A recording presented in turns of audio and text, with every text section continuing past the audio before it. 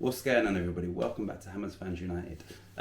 So this is going to be a summary or key talking points to our 4-1 victory against Aston Villa last night. What I'm going to try and do is just go through the key moments in the game and then maybe just give a short summary at the end of this video. So we will start straight away with Ben Johnson's goal. What a finish. Great finish.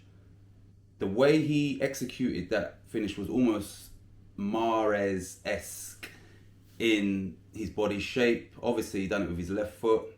The cutting in, finding the angle and putting it in the bottom corner. You would see a lot of Riyad Mahrez goals very similar to that strike there. And obviously, Ben Johnson is predominantly right-footed. So I did make a note of his weak foot abilities probably about 3 weeks ago in another video on another channel. So Johnson has come in, taken his opportunity and literally grabbed it with both hands, and because of that he's now keeping out Vladimir Coufal, who was arguably one of the best right backs in the league last season. So it shows that sometimes if you give youth a chance and you give your academy products a chance, there are gems, there are diamonds in the rough, and sometimes we've got to be a little bit more patient with these players. So all credit to Ben Johnson. Now, just before we move on, his goal was obviously assisted by Declan Rice. Great ball out wide, and Johnson done the rest. But initially the pass did come from Declan Rice, who I think had an amazing game yesterday, as always. Right, moving on. They got their equaliser in a period where I think that leading up to their goal and after their goal, they were slightly on top and were at that point a better team. So they took advantage of their dominance and got a goal. I think that Pablo Fornals should have done better defensively against Buendia. And then, so yeah, he kind of got past him too easily, which is not always, it's really rarely the case for Fornals. And then some people have questioned Fabianski's positioning or the fact that he hit his foot and didn't save it. Now, Fabianski, if you look on the screen now, Fabianski anticipated that the person at the near post for Villa would shoot. And obviously his shot could only go at the near post. So Fabianski sort of had that covered. That Villa attacker missed it. And then it fell to Ollie Watkins in the centre of the goal. And that's why it looked as though Fabianski was maybe slightly out of position. But for me, there's no fault aimed at Lucas Fabianski.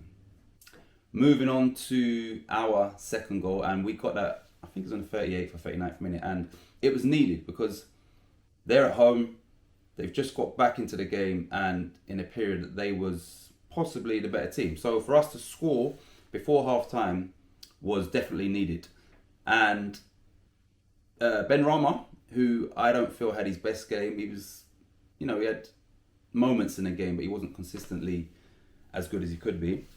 He held onto the ball from the left wing, cut inside, and I thought, you know what, he's looking for any opportunity to shoot, and I don't think he would have done anything with the shot. And credit to him, I think they thought the same thing too, and then he ended up laying it off to Rice, who scored a tremendous goal, fantastic goal. It didn't have a lot of power, it had a lot of precision. He used the players in front of him as a screen so that the keeper probably saw it very, very late, and his precision was so accurate that even at full stretch the keeper couldn't save it. So what a goal. So at 2-1, Declan Rice has got an assist and he's also got a goal to add to his all-round display, which is, we come to expect that from Declan Rice. Then another key talking point is the Fabianski save from the Ollie Watkins header. Now initially the commentators thought that it hit the bar, but you can clearly see in the replay that Fabianski makes a fantastic save. And that save, once again, is crucial because that would have been 2-2. I'm not sure what half was that in.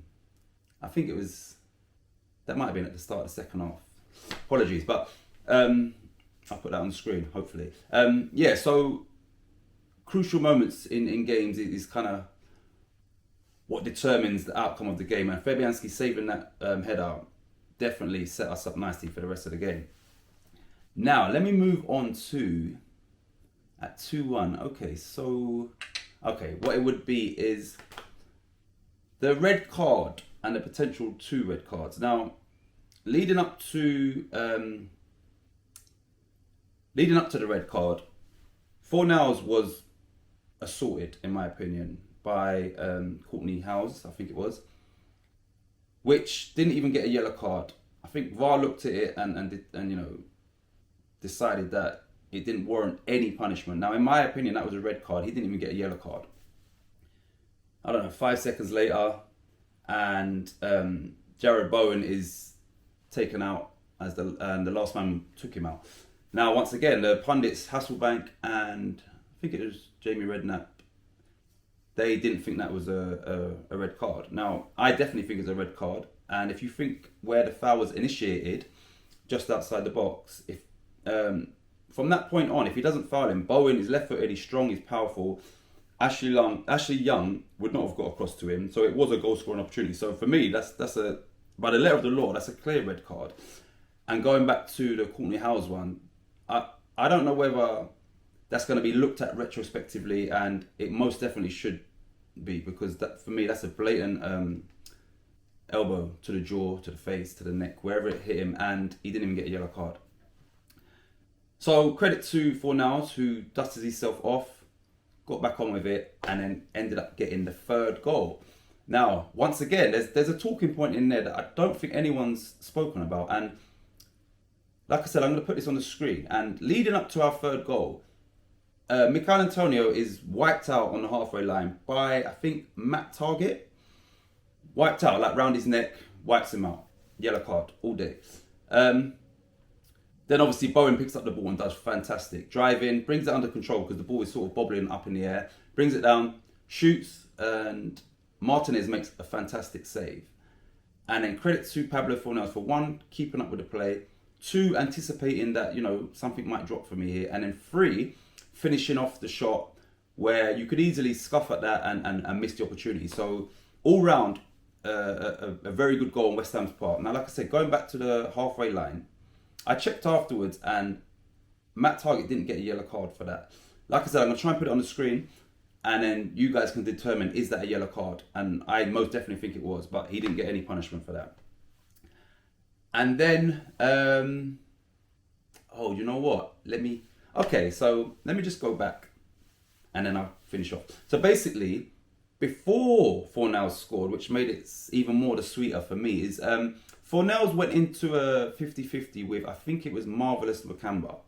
And it looked like he slipped just before contact. And they both collided. It looked like they might have whacked knees, whacked shins, and it looked painful for both of them. Nakamba was rolling around. I thought he was trying to roll off down the changing room just so he didn't have to, take part in the game anymore. He just kept rolling and rolling and rolling. But John McGinn decided to stand over and goad, Pablo Fornals. Now, McGinn didn't know whether Fornals was hurt, like really hurt, and it wasn't a bad foul. It was a coming together. It was unfortunate. And what I liked to see was, Lanzini tried to shove him and it didn't really do much, but Bowen shoved him on the floor, to say, get away from my teammate. We are West Ham United. We are united as a team, and don't try that with my player. So yeah, Bowen backed his boy, and then obviously, like I said, Fornals has got up, dusted himself off, and then not long after that, he ends up scoring the crucial 3rd goal. And then finally, we get, I think it was 4 minutes later or 6 minutes later, we get our 4th goal. And that came courtesy of Jarrod Bowen, who I think his performance deserved the goal. And I have to give special praise for the assist, which came from Manuel Lanzini. Now, Antonio, who I also feel didn't have the best of games for his standards that he set, but he played a major part in that goal. Held up the ball well, slipped in Lanzini, and then Lanzini, he hasn't played much in the league, and he's probably desperate to get back in the starting team. And in the position he was in, the scoreline it was, he could have easily just shot, hoping to score, and say to David Moyes, look, I can score goals as well as whatever else I bring to the team. But to his credit, he squared it to Jarrod Bowen for Jarrod Bowen to get a tap in. Initially, I was thinking, please, Bowen, you better be on side. And he was, obviously. So both of the players knew where they were on the pitch. So yeah, special praise to Manuel Lanzini and and Jarrod Bowen got a goal that I feel his performance deserved. I think that's everything. And then moving on to David Moyes. David Moyes is doing a fantastic job at West Ham. You know, the decision to leave out Soufal and keep Ben Johnson in paid dividends. And that's what you have to do as a manager. If someone comes in and does well, you cannot then drop them once the player that was injured or unavailable becomes available. You have to be fair, providing that there is genuine competition for places. I think he's done the same thing with Fabianski. Ariola's done very well in the games that he has played, but Fabianski has done extremely well this season. So I know a lot of people calling for Areola to start, but there's no reason for him to start because obviously Fabianski is doing his job. And that's the way you run a team, is, you know, on merit. I think that's it. Yeah, it is. So I'm hoping to get this video put out. What's the time now? 11:58. I'm hoping to get this video put out today, which is Tuesday, at some point. And yeah, and then we look forward to Europa League on Thursday. And our opponents, Genk, have, in the last 2 games, they've scored 6 goals both times. So they won 6-2 and 6-0. So going away to Genk is not going to be an easy game. But if we can get a point or even 3 points out of that game, then we top the group. And, you know, that for the last 2 games, we have a lot of flexibility with the starting lineup. And then on Sunday, it's a big game against Liverpool. The last season when we played them, I think we entered those games with an inferiority complex.